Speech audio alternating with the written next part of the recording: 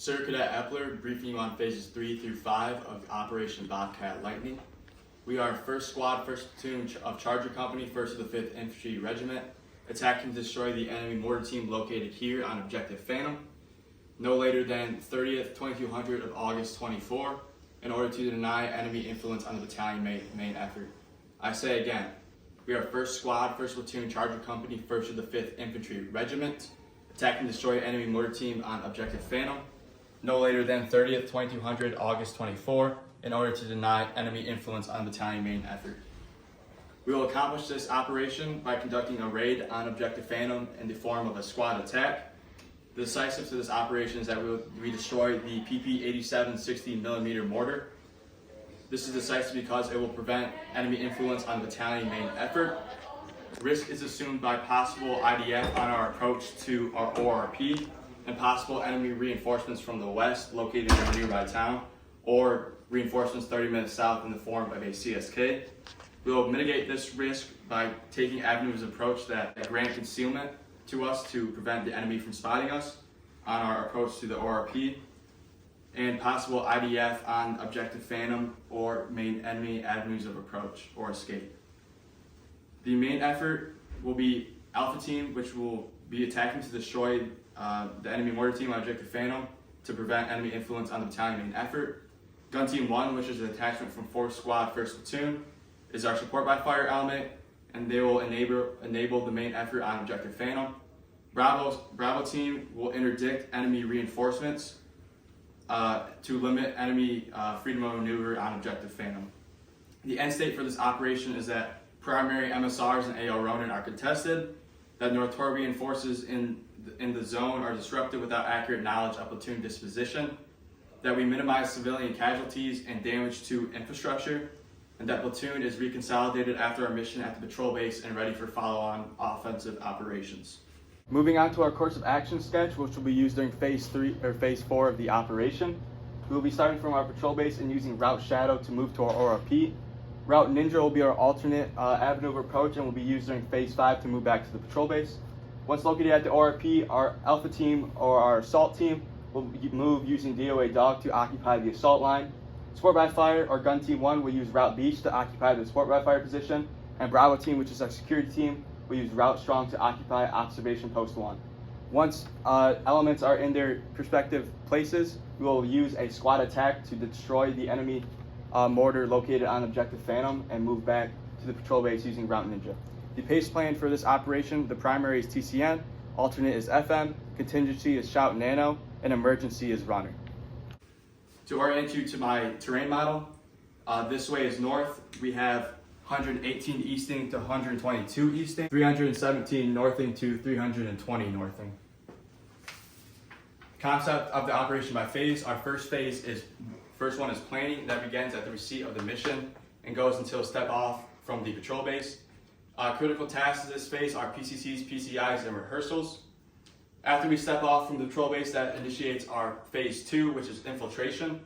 And that starts with step off from the patrol base and ends at once the squad occupies the ORP. Critical to that phase is undetected movement to our ORP and LDA crossings that we encounter along our way.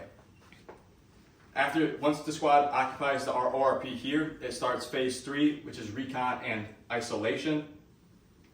Critical tasks of this phase are destroying the enemy PP-87mm mortar, leaders recon and occupation of our assault line, support by fire positions, and our observation post. For recon and isolation, the first thing that we'll do is leaders recon from our ORP. So the people that will be going, besides myself, the squad leader, will be Alpha Team leader, Bravo Team leader, Bravo Team Grenadier, Our SAO team will consist of Alpha Team Rifleman and Grenadier, and then our AG as well. This will take us 1 hour. The people at the ORP will attempt to contact us every 10 minutes. If we have not responded on the 10-minute radio checks, they will wait 30 minutes and contact higher for further guidance.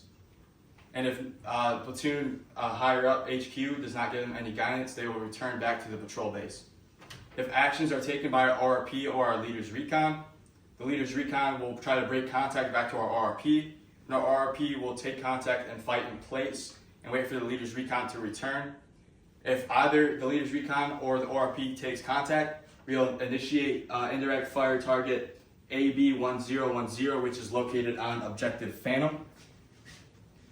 During our Leaders Recon 1, we will place our SAO team at our assault line. SAO team will consist of our Alpha Team Rifleman and Grenadier. The guideline we will give to our SAO team is that myself, Alpha Team Leader, the Bravo Team Leader, and the AG will be returning back to the ORP to gather the remaining forces. This will take us 1 hour to do so. The SAO team will attempt to contact us every 10 minutes. They will wait 1 hour. If they do not hear any contact from us, they will return to the ORP. If ORP is unoccupied, they will return to the patrol base. If the SAO team takes contact, they will break contact to the ORP. The phase sequence for the first one, Leaders Recon, is to pinpoint the objective, to place our SAO team with Gotlet 2. Once we return to the ORP, we will then place our assault line, a support by fire position, and our security position at our observation post. Phase 3 contingencies are if Objective Phantom is unoccupied, we will return to our ORP and contact higher platoon headquarters for guidance. For a hard compromise, we will break contact to the ORP and we will call for fire on target AB1010, which is once again on Objective Phantom. If there is a soft compromise, we will contact platoon headquarters for guidance via radio. If no guidance is given, we will return back to the patrol base. Once this phase ends with initiation on Objective Phantom, so once all of our subordinate units are in their place via their routes, Alpha Team will take DOA Dog to their assault line position. Gun Team 1 will take Route Beach to their support by fire position. And our security team, which is Bravo Team, will take Route Strong to their observation post position. Once initiation on the objective has started, that starts phase 4, which is actions on, and that ends with once the squad is reconsolidated at the ORP.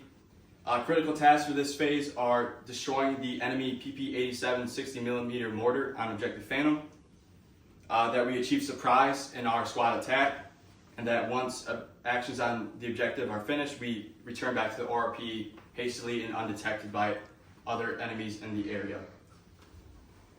For actions on, it will start by myself, the squad leader, initiating M4 fire onto Objective Phantom. Once that M4 is fired, we will start a 20-second cyclic rate of fire to suppress the enemies on the objective. Once the 20 seconds is up, myself and the AG with the support by fire position will contact a shift fire from TRPs 1 through 3, which it was initially, to TRPs 2 and 3.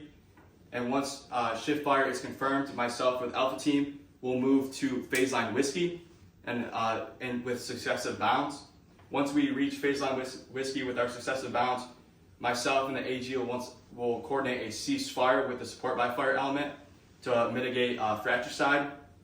Once that happens, Alpha Team will then assault through the objective, moving to phase line Spartan, which is our LOA. Through their assault on the objective, they will eliminate enemy combatants that are on Objective Phantom. Once phase line Spartan is reached, which is our LOA, Alpha Team, which is our EPW team, will search enemies on the objective to ensure that the PP-87mm mortar is destroyed and collect any intelligence that we may need. If any friendly casualties were to take place, Bravo Team is our aid and litter team and will collect the casualties from the field and return them to our CCP, which is located here. Once that happens, we will then conduct our red, white, and blue plan. So once red is called, our assault team will pick up and move back to the ORP. Once white is called, our support by fire will pick up and move back to the ORP. And then once blue is called, the Bravo Team will pick up and move back to the ORP or the casualty collection point, depending on where they are at. Contingencies for this phase: if any enemy reinforcements come from the west during our operation, we will initiate target reference point AB1015, which will which will hopefully destroy the enemy reinforcements. Also, our security team will move to interdict enemy reinforcements and allow our operation to move forward. If there's ineffective support by fire, the squad leader or the AG may move the support by fire position to a more effective area, but when they move the support by fire, they must make sure that fratricide is mitigated to the highest degree. And then if there's friendly casualties, our Bravo Team will be our aid and litter team and collect those casualties after the operation has concluded. So after we return to the ORP after action's on, that starts phase 5, which is exfiltration. That begins once the squad is reconsolidated at the ORP and ends when we rally at the patrol base to the north. Critical tasks of this phase are rapid exfiltration to the patrol base and undetected movement back to the patrol base. For phase 5 for exfiltration, we will be taking our alternate avenue of approach to our ORP. So our alternate is Route Ninja, and we will take that to mitigate, to remain undetected by the enemies. Myself, the squad leader, may deviate from the avenue of approach as necessary to maximize concealment. And then we will conduct radio checks with platoon headquarters every half an hour to ensure that both are accounted for. Once we return to the patrol base, our operation is finished and we are then posed for follow-on operations with our platoon. But for coordinating instructions for this operation, the PIR, or priority intelligence requirements, are that we identify enemy defensive obstacles in AL Ronin. Enemy troop and equipment greater than a platoon size is identified. And then the number 1 on the brigade high priority target list is that we identify the headquarters in AL Ronin, which is HQ 16. And then our high value and high payoff target for this operation is the 60mm mortar located on objective Phantom. For friendly forces information requirements, friendly casualties are taken note of, catastrophic weapon malfunctions, and then element hard or soft compromises. For EEFI, for our EPW team, they will collect operations products, comsecs, commo cards, and then unit locations that may be on the enemy combatants. For planning and necessary prerequisites for this operation, our PCCs and PCIs will focus on communication systems and weapons. Our priorities of rehearsals will be a squad attack, as that is what we will be conducting with our raid, and then LDA crossings, which will be necessary for our avenues of approach down to our ORP. And then our priorities of work are security, and then our comms. Sir Cadet Eppler, and that concludes my brief of Operation Bobcat Lightning.